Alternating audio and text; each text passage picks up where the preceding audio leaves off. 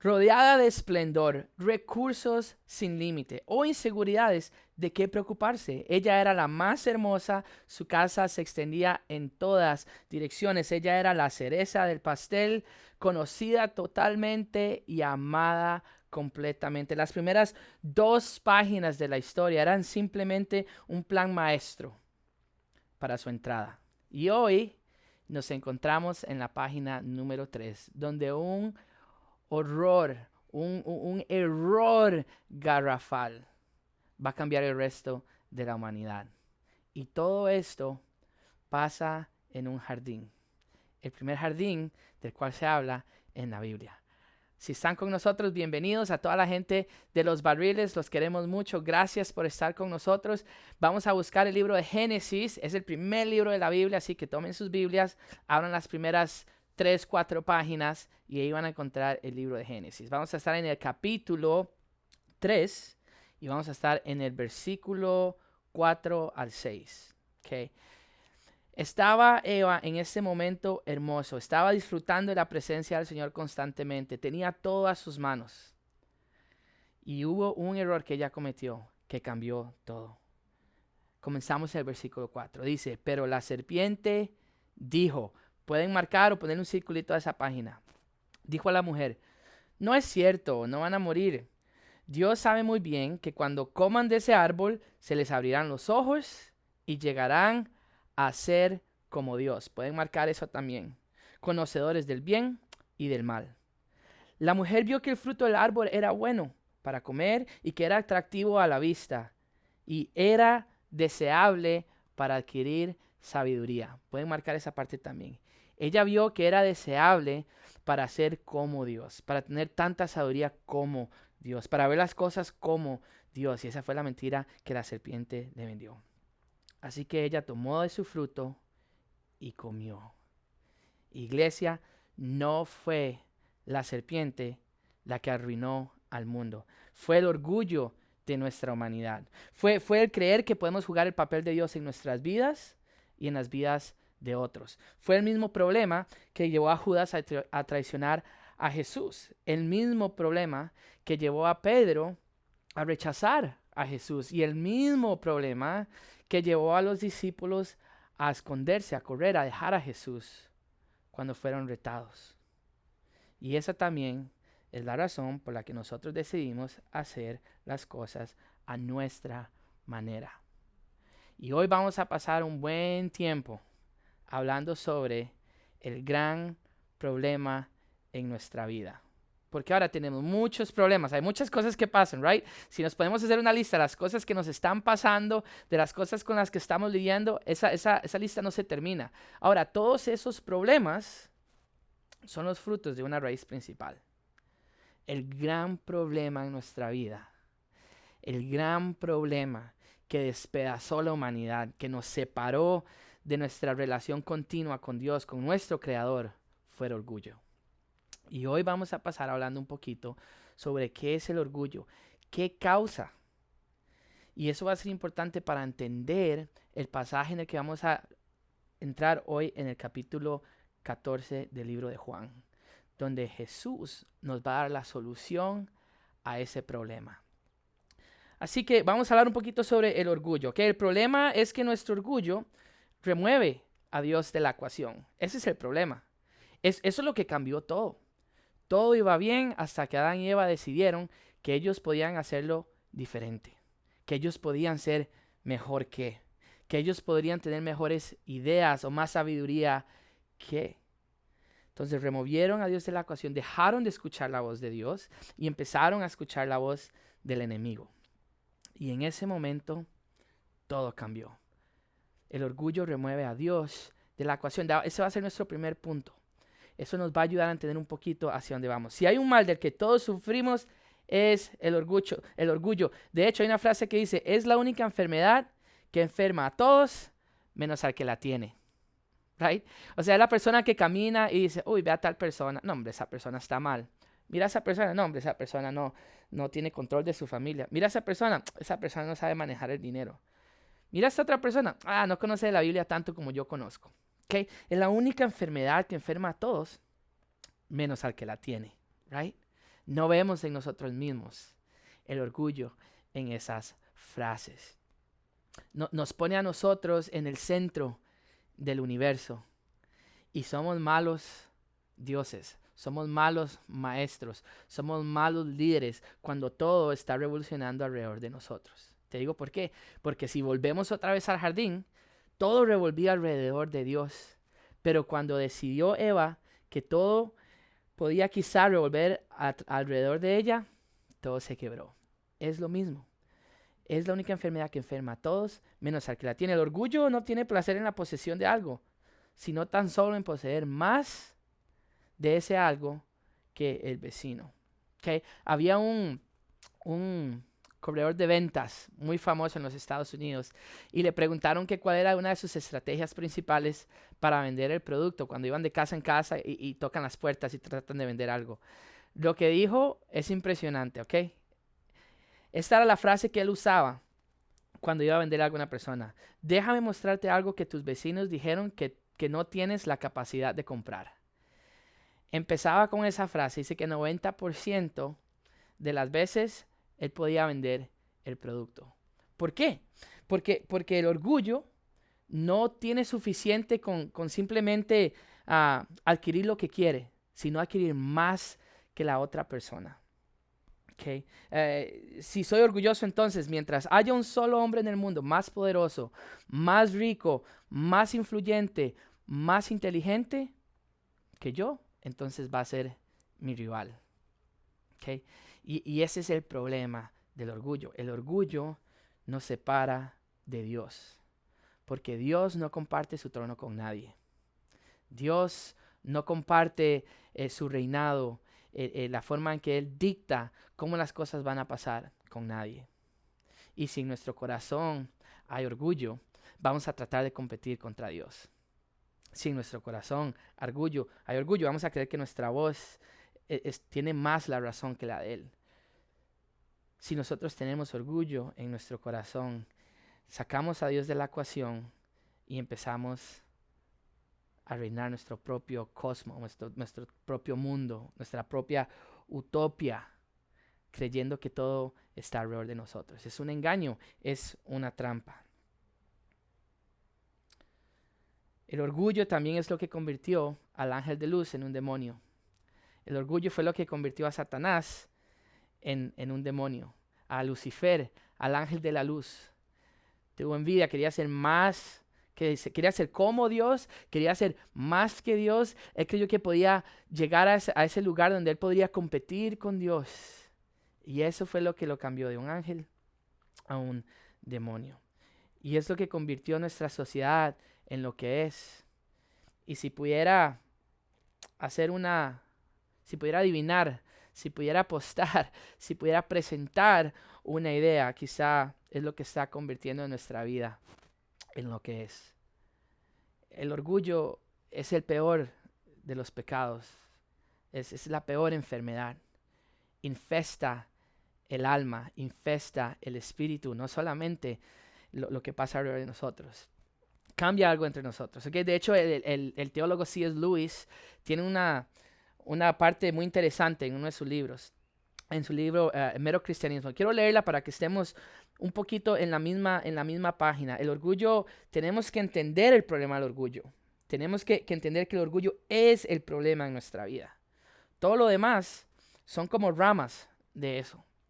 Y él va a explicar un poquito de eso aquí en esta frase. Dice, es una cosa terrible el que el peor de todos los vicios pueda meterse de contrabando en el centro mismo de nuestra vida religiosa. Pero podemos ver por qué sucede. Los otros vicios, que no son tan malos como el orgullo, provienen del demonio, que opera en nosotros a través de nuestra naturaleza animal. Es decir, el enemigo sabe lo que le gusta a nuestra carne. Y entonces él manda sus vicios para mantenernos atrapados. Pero el orgullo viene directamente del infierno. Es puramente espiritual. En consecuencia, es mucho más sutil y es más mortal. Por la misma razón, a menudo se puede usar el orgullo para vencer a los vicios más simples. Los profesores, de hecho, a menudo apelan al orgullo de un muchacho, o como lo llaman, a su amor propio, para hacer que se comporte decentemente, para que se porte bien. Ahora, muchas personas han superado la cobardía, la lujuria o el mal humor aprendiendo a pensar que están por debajo de su dignidad. Esto es por orgullo. O sea, dicen, esas cosas están debajo de mí. Yo no debería estar teniendo problemas con eso porque yo soy mejor. Y el diablo se ríe. Se siente perfectamente contento de verte haciéndote casto y valiente y autocontrolado, siempre que al mismo tiempo esté colocando en ti la dictadura del orgullo. Tal como se sentiría contento de ver curadas tus lesiones, si se le permitiera, a cambio de darte un cáncer. Porque el orgullo es cáncer espiritual. Acaba con la posibilidad misma de que exista amor o aceptación o incluso sentido común. Nuestro punto siguiente es que el orgullo altera el plan de Dios. No lo cambia, pero lo altera.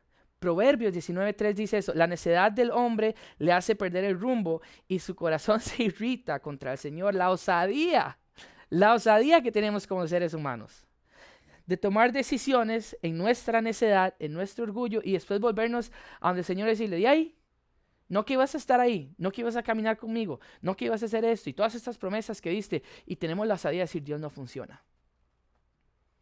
Cuando, para empezar, el problema fue que nosotros no le pedimos ayuda a Él o le pedimos de su sabiduría para guiarnos en las situaciones. El orgullo altera el plan de Dios. El orgullo también reemplaza la voz de Dios. Lo podemos ver en el ejemplo en Génesis. Cuando Dios estaba hablando y cuando Eva estaba escuchando la voz de Dios, todo iba bien. Cuando decidió reemplazarla por la voz del enemigo, ahí es donde se echó todo a perder. El orgullo es cáncer espiritual. Si no estamos escuchando la voz de Dios, entonces estamos escuchando la voz del enemigo o estamos escuchando la voz del mundo. Y estas voces están en conflicto. Pero si reemplazamos la voz de Dios con la voz de otra persona, a veces es el mundo, a veces es un buen amigo, a veces es una película que vimos que nos inspiró y creemos que está buenísima, ¿no? Si empezamos a escuchar la voz de algún libro que leímos, y si empezamos a escuchar sabiduría que no tiene raíz en la palabra, entonces las cosas se van a empezar a destruir. Y quizá muchos de nosotros hemos caído en la trampa de leer libros de ayuda propia, de leer libros de cómo alcanzar metas y yo soy capaz de hacer todo lo que quiero y si yo me lo propongo yo puedo hacerlo y yo valgo la pena y empezamos a leer todas esas cosas y el enemigo dice: qué bien, wow, sí, qué fuerte que eres, wow, sí, qué capaz que eres, sigue adelante, eres más capaz que esa persona, y nos empezamos a creer la mentira y lo hemos hecho por mucho tiempo. Pero el orgullo reemplaza la voz de Dios. Altera el plan que Él tenía. El orgullo también nos separa del amor de Dios. Proverbios 6, versículo 16 al 17. Pongan atención a esto, es increíble. Dice: hay 6 cosas que el Señor aborrece. 6 cosas que el Señor aborrece. Y 7 que le son detestables. Y adivinen, ¿cuál es el primer punto en la lista de las cosas que el Señor aborrece? Versículo 17. Los ojos que se enaltecen. Los ojos que ven por encima del hombro y dicen: men, la plebe, esa es la gentecilla, esa gente no tiene, no viven como yo. No son como yo. Yo soy como un PhD, como un doctorado, tengo un máster en teología, después de tanto que he leído y tanto que he escuchado. Escuché un video de tal pastor que estaba compartiendo tal y tal cosa, y ahora pienso que, sí, yo diría que esto y aquello, y sus ojos se enaltecen, y sacamos pecho, ¿no? Y empezamos a ver por encima del hombro. Cuando llegamos a la iglesia, en vez de llegar con un abrazo, extendemos la mano: hermano, hermana, bienvenidos. Dios los bendiga, bendecido. Right? Empezamos con los ojos altivos. Incluso cuando llegamos a la alabanza, llegamos con las manos así y decimos, no, pues esa gente alzando las manos, es que débiles, alzando sus manos ahí mientras cantan. Ni siquiera canta. Es más, canta horrible para que está cantando. Por lo menos está cantando y está dejando su orgullo de lado y está dejando que el Señor trabaje en su vida. Pero el cáncer espiritual que la iglesia de Cristo está viviendo en estos días está por encima de cualquier otra cosa, cualquier otro vicio, cualquier otro pecado que la iglesia ha experimentado, y es silencioso porque enferma a todos los demás excepto a la persona que lo ve en otros. Y entre más lo odiamos en otras personas, más lo odiamos en nosotros mismos. C.S. Lewis, otra vez en su libro Mero Cristianismo, dice: siempre que nos encontremos con nuestra vida religiosa, siempre que nos encontremos con que nuestra vida religiosa nos está haciendo sentir que somos buenos, sobre todo mejores que otras personas, creo que podemos estar seguros de que está operando en nosotros no Dios, sino el demonio. La verdadera prueba que uno se está acercando a Dios o que Dios está hablando en la vida a uno es que uno se olvide completamente de uno mismo o se vea como algo pequeño y sucio. Y en ese caso es mejor olvidarse de uno mismo. Gente, es increíble, iglesia, pensar que el problema más desastroso de todos los seres humanos, de todo lo que enfrentamos como seres humanos, el problema más grande de nuestras vidas, tomó lugar en un hermoso paraíso. Y a pesar de que el enemigo alteró el plan de Dios, no lo pudo cambiar. Y hoy, en el capítulo 14 del libro de Juan, Jesús revela a sus discípulos la solución al problema de nuestra vida. Y esa solución va a restaurar el pasado, va a guiar nuestro presente y va a construir nuestro futuro. Así que vamos a entrar al pasaje de hoy después de ya casi 10 minutos, ¿ok? Vamos a entrar en esto y vamos a prepararnos para lo que el Señor tiene para nosotros el día de hoy en el libro de Juan, capítulo 14, versículo 15. Vamos a ver a Jesús jugando 3 papeles en este versículo: el papel de maestro, el papel de salvador y el papel de abogado. Esos son los roles que Él vino a jugar en cuanto a su tiempo acá en la tierra. Él vino a ser un maestro, Él vino a ser un salvador y Él vino a ser un abogado para nosotros también. Dice, versículo 15, dice: si ustedes me aman, obedecerán mis mandamientos. Aquí está el rol de maestro. Okay, dice, aquí están mis mandamientos, si ustedes me aman, los van a obedecer. Y yo pediré al Padre y Él les dará otro consolador. La traducción es complicada del consolador, porque quiere decir que es un ayudador también, que es un compañero, que es un consejero. Es una persona que nos entiende, que camina con nosotros, que está presente siempre, que tiene compasión, que entiende las cosas, que tiene más sabiduría. Entonces Jesús va a ir a pedirle al Padre por nosotros que envíe al Espíritu Santo. Aquí vemos el papel de Jesús como abogado. Él está hablando, representándonos delante del Padre, para que mande a un consolador que los acompañará siempre, el Espíritu de verdad, a quien el mundo no puede aceptar porque no lo ve ni lo conoce. Pero después dice, pero ustedes sí lo conocen, porque vive. Ese es un verbo presente, porque vive. Estaba diciendo, soy yo, porque estoy aquí con ustedes, ¿ok? Pero también estará con ustedes. Ese verbo es en el futuro, ¿ok? So Jesús está diciendo, hey, el Espíritu de verdad va a venir.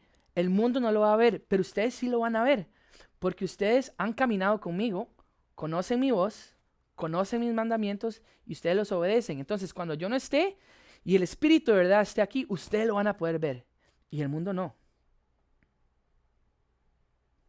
Dice, yo no los voy a dejar huérfanos, volveré a ustedes. Dentro de poco el mundo ya no me verá más, pero ustedes sí me verán. Y porque yo vivo, también ustedes vivirán. Aquí vemos a Jesús en el rol de Salvador. Okay, ya jugó el rol de maestro, ya jugó un poco el rol de abogado y ahora está jugando el rol de Salvador. también ustedes vivirán. Verso 20, en aquel día ustedes se darán cuenta que yo estoy en mi Padre, ustedes en mí y yo en ustedes. ¿Quién me ama? El que hace suyos mis mandamientos y los obedece. Aquí vemos a Jesús otra vez como maestro. Y al que me ama, mi Padre lo amará. Aquí vemos a Jesús como Salvador, diciendo, hey, mi Padre me ama a mí y yo voy a darle entrada a ustedes para que Él los ame. Y yo también lo amaré y me manifestaré a Él. Judas, no el Iscariote, nos dice Juan, ok, para hacerlo bien claro. Dice, este es otro Judas. Judas le dijo, ¿por qué, Señor, estás dispuesto a manifestarte a nosotros y no al mundo? Judas estaba preocupado que Jesús se iba, porque estaba pensando, ¿y qué vamos a hacer cuando nosotros hablamos de Jesús y Jesús no está aquí? ¿Qué va a decir la gente de nosotros? ¿Qué vamos a hacer? ¿Cómo vamos a enseñar eso?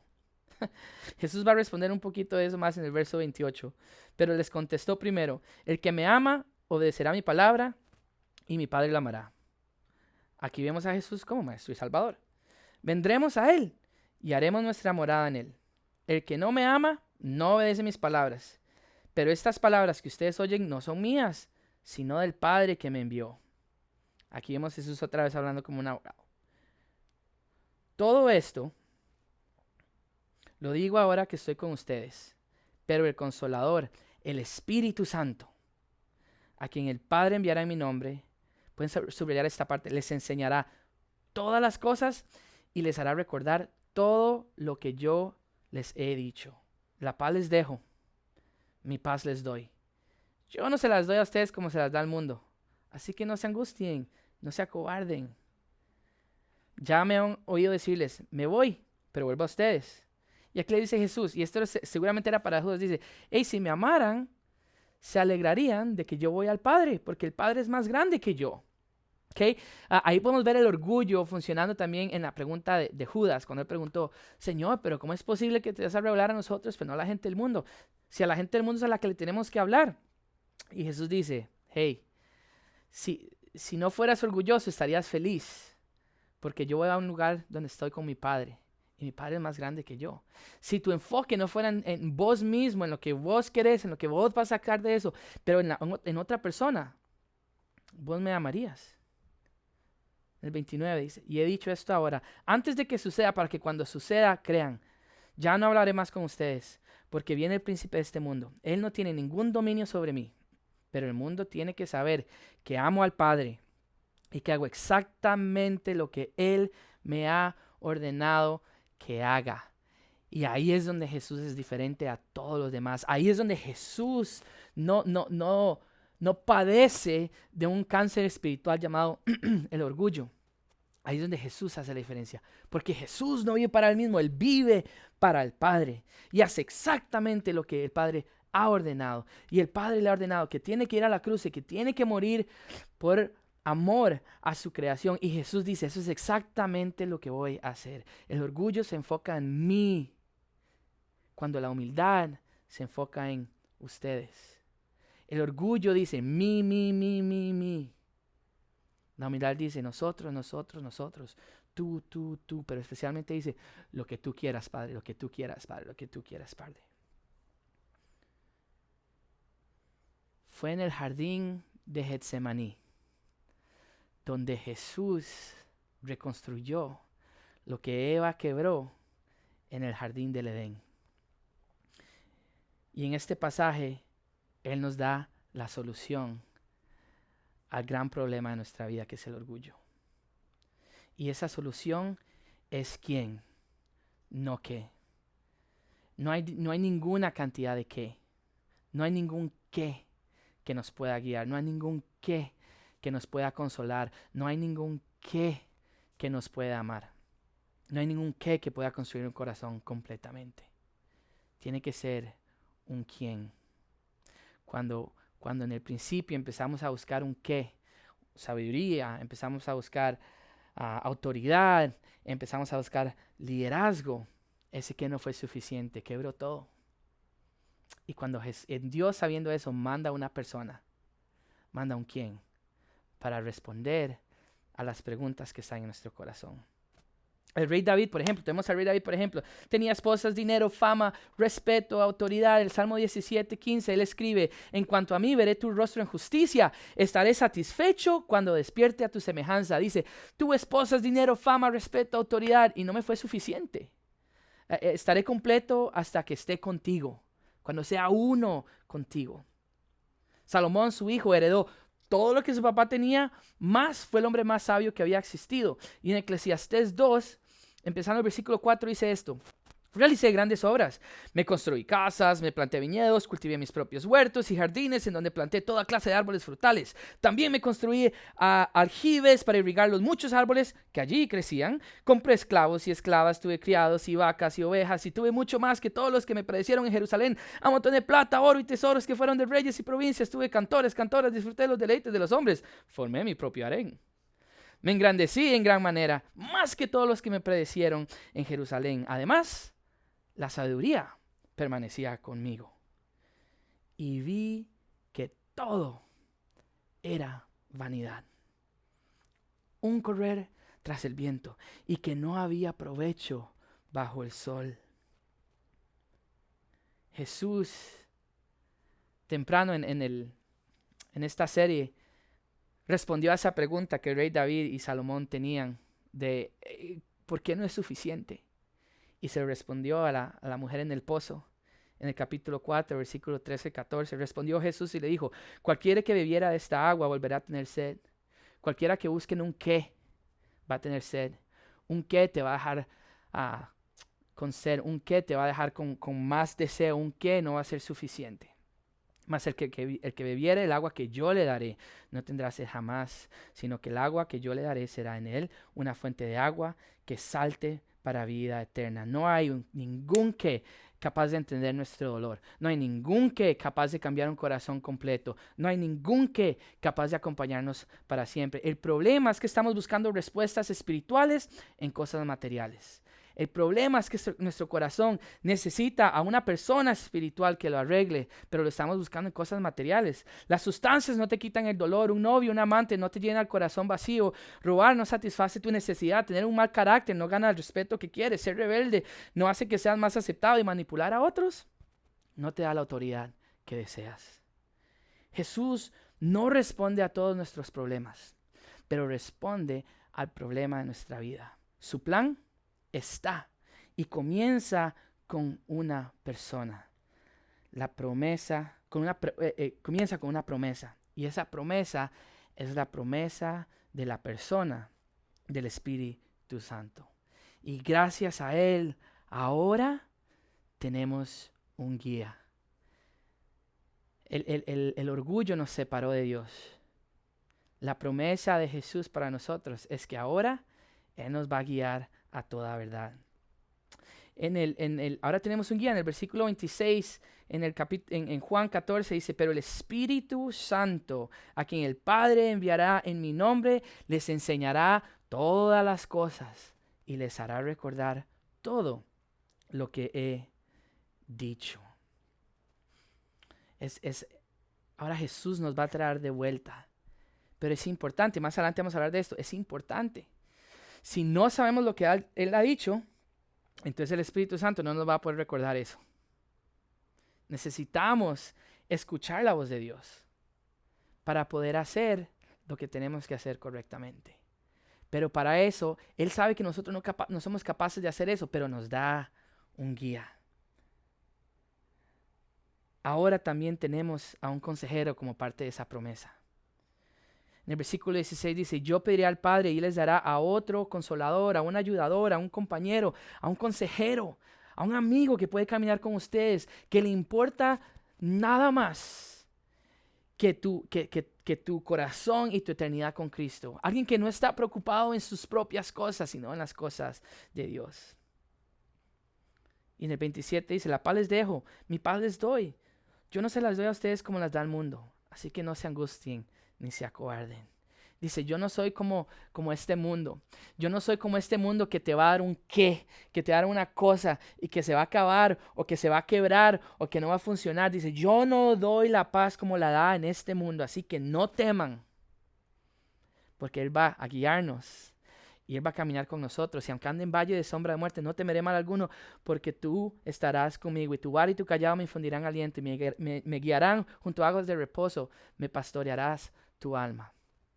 Y aderezas mesa enfrente de mis angustiadores. Preparas una mesa enfrente de mis problemas. Aún así, podemos tener una vida llena de problemas y nuestro corazón puede estar en paz si no hay orgullo. Porque no importa en qué lugar caminemos, siempre que Él nos guíe y siempre que Él nos acompañe, siempre que Él nos dé consejo, vamos a estar en paz. Parte de su plan y su promesa, la solución, es que ahora tenemos quien nos dé compañía, quien esté con nosotros. Verso 16 dice, para que los acompañe siempre. No los voy a dejar huérfanos, volveré a ustedes. Dentro de poco el mundo ya no me verá, pero ustedes sí me verán.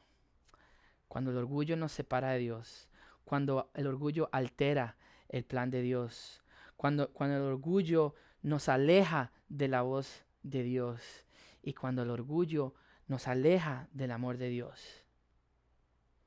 Entonces Jesús viene a nosotros en Juan 14 con una solución. Voy a guiarlos, voy a aconsejarlos y voy a caminar con ustedes siempre. Y les voy a enseñar todo lo que necesiten. Pero tenemos que dejar el orgullo de lado. Y como decía C.S. Lewis, tenemos que pensar en nosotros como personas que no tenemos la capacidad de hacer nada sin el Maestro, nada sin el Consolador, nada sin nuestra guía, nada sin nuestro ayudador, nada sin nuestro acompañante.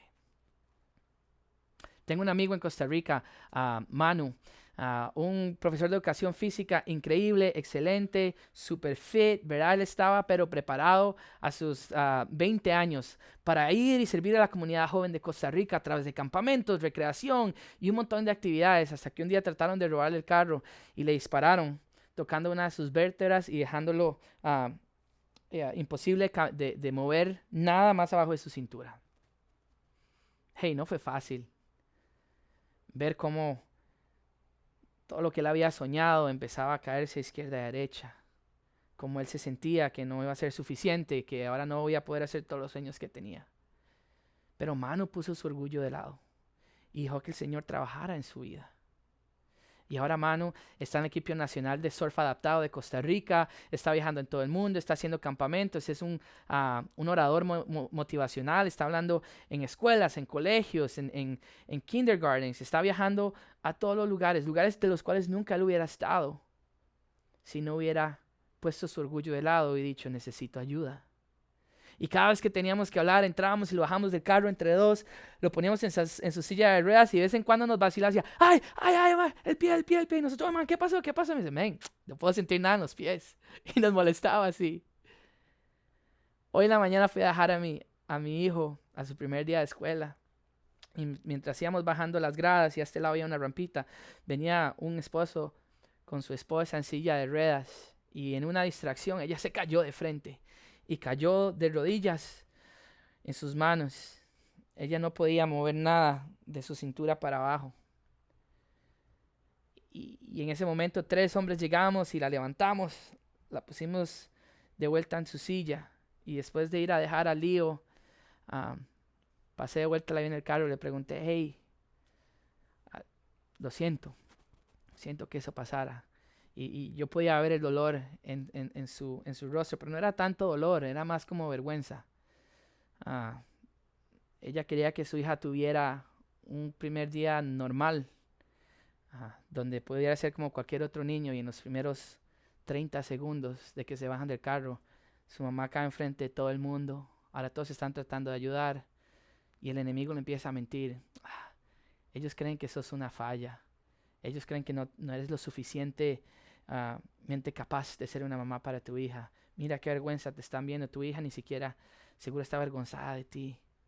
Y yo podía ver el orgullo en su cara.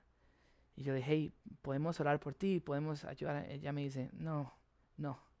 Y simplemente era una cara que decía, yo no quiero nada. Yo no necesito ayuda. Estoy avergonzada. Y muchos de nosotros estamos así. Por nuestro orgullo hemos alterado el plan de Dios. Y tenemos una cola de cosas que han pasado, de las cuales estamos avergonzados y no queremos ayuda. No queremos que nadie las vea. Pero la diferencia entre Manu y esta señora es que él puso su orgullo al servicio del Señor. Dijo, si voy a estar orgulloso de algo, es que por misericordia y por gracia de Dios ahora puedo hacer lo que hago. Esta señora no. Así que hoy tienes la oportunidad. Quiero darte la oportunidad de comenzar de nuevo. Quiero darte la oportunidad de que tomes una decisión.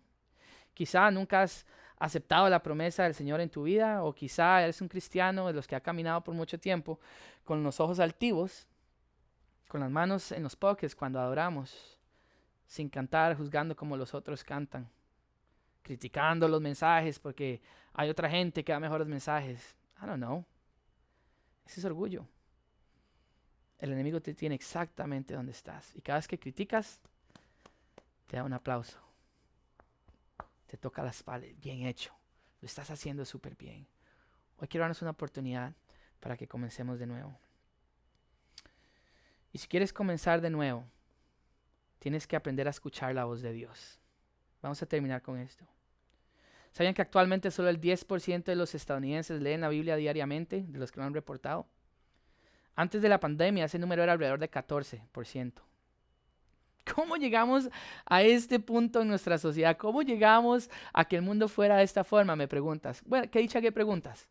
Voy a dejarte responder esa pregunta a vos mismo. Si solo 10% de las personas que viven en los Estados Unidos están leyendo la Biblia diariamente, 10%, dejamos de escuchar la voz de Dios. Y eso es exactamente donde nos lleva. No caigamos en la trampa. Tenemos que volver a escuchar la voz de Dios si no queremos que nuestras vidas terminen donde el mundo está hoy. Leer la palabra nos ayuda. Tenemos que leer la palabra. Tenemos que conocer lo que las Escrituras dicen. Tenemos que leerla. Jesús dice, ustedes sabrán que estoy con ustedes. Cuando yo no esté, cuando ustedes no me puedan ver, la forma en que me van a ver es que ustedes conocen mis palabras, escuchan mi voz y las hacen. Por eso es que la gente nos llama locos a los cristianos, porque en situaciones difíciles, por lo que Dios dice, por lo que Dios ha hecho y por cómo obedecemos sus mandamientos, podemos verlo en el medio del dolor y la gente dice, ¿Are you crazy? ¿Estás loco? ¿Qué estás viendo? Tenemos que leer la palabra para saber cuál es la voz de Dios. Leer la palabra nos ayuda a conocer el corazón de Dios y nos ayuda a saber qué es lo que Dios quiere. Número 2, nos ayuda a discernir cuando Dios habla, cuando el enemigo habla, cuando el mundo habla. Pero tenemos que entender la palabra. De lo que Jesús nos ha enseñado, el Espíritu Santo nos va a recordar. ¿Quieres empezar de nuevo? Empieza a buscar la voz de Dios. Empieza a leer la palabra. Dios también habla a través de otras personas, por eso es importante que estemos en los grupos de vida. Dios también habla a través de la creación y también habla a través de la música. Pero también lo hace el enemigo. Así que ten cuidado con lo que escuchas. Por nada era Satanás el líder de alabanza en el cielo. Tenemos que aprender a escuchar la voz de Dios en todo. Tenemos que leer la palabra.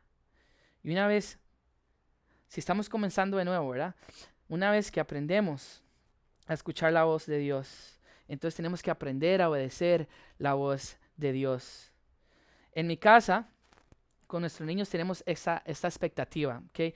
Cuando yo les pido que hagan algo, lo que obediencia significa para mí es que lo van a hacer de una vez, como es, y sin reclamo, ¿ok? Si yo le digo, Raylan, vaya, tráigame eso.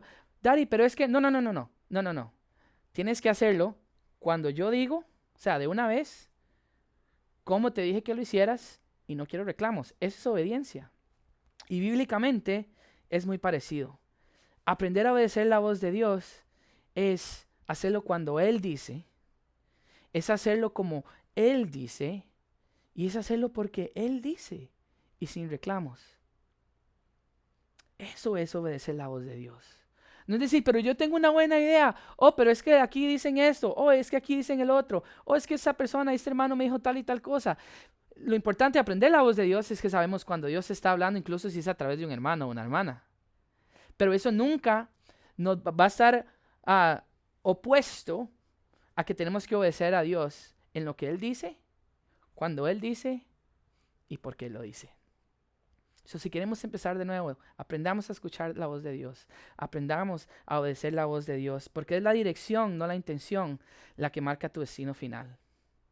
Es lo que Dios dice, no lo que yo pienso, lo que marca dónde va a terminar mi vida, mi familia y los demás. Y por último, una vez que aprendes a obedecer, a escuchar la voz de Dios, a obedecer la voz de Dios, tienes que aprender que nunca estás solo, que nunca estás sola. Las dos mentiras que el enemigo le ha vendido al cristianismo, a las personas que siguen a Jesús en esta era, son que no necesitan escuchar la voz de Dios y que están solos, que nadie los ve. El diablo nos está diciendo que si nadie está viendo lo que haces oscuras, entonces nadie se dará cuenta. Pero la verdad está que donde quiera que hayas estado, allí ha estado el Espíritu Santo. Donde sea que estés, ahí está el Espíritu Santo.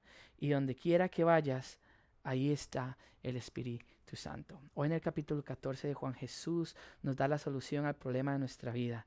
Y esa solución es que Él va a restaurar nuestro pasado, que Él va a guiarnos en nuestro presente y que Él va a construir nuestro futuro. Así que voy a hacer una oración para cerrar este mensaje. Si nunca has aceptado la promesa de Dios, quiero que hagas esta oración conmigo. Señor, me he separado de ti, he escuchado la voz del enemigo, he dejado que él altere el plan tuyo en mi vida y me ha separado de tu amor. Hoy entiendo que necesito ser reconstruido. Hoy entiendo que necesito una persona que camine conmigo. Hoy entiendo, Señor, que si te acepto y acepto tu promesa, puedo ver a mi pasado, a mi presente y a mi futuro. Tú vas a sanar lo que ha pasado. Tú vas a guiarme en donde estoy y me llevarás a donde necesito estar. Hoy te entrego mi corazón, Señor. Ya no quiero servir al enemigo, ya no quiero servir a este mundo.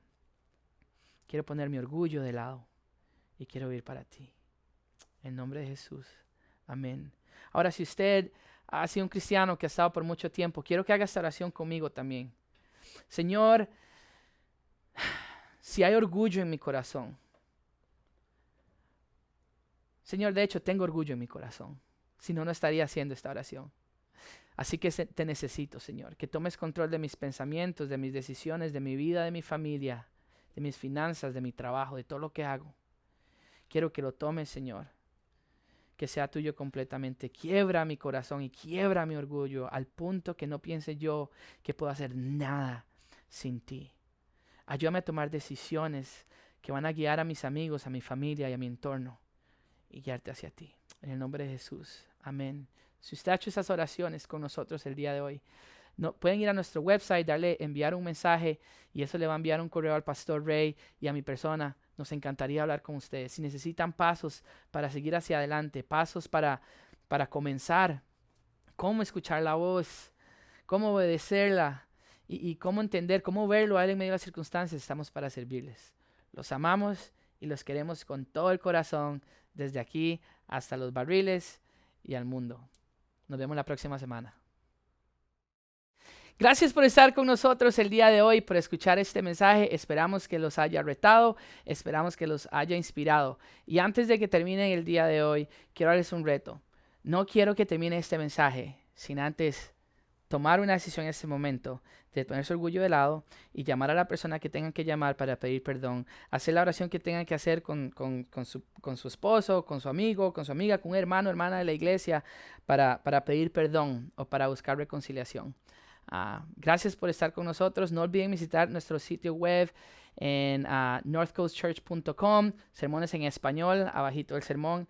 Déjenos un mensaje, queremos hablar con ustedes. Nos vemos pronto. Hasta luego.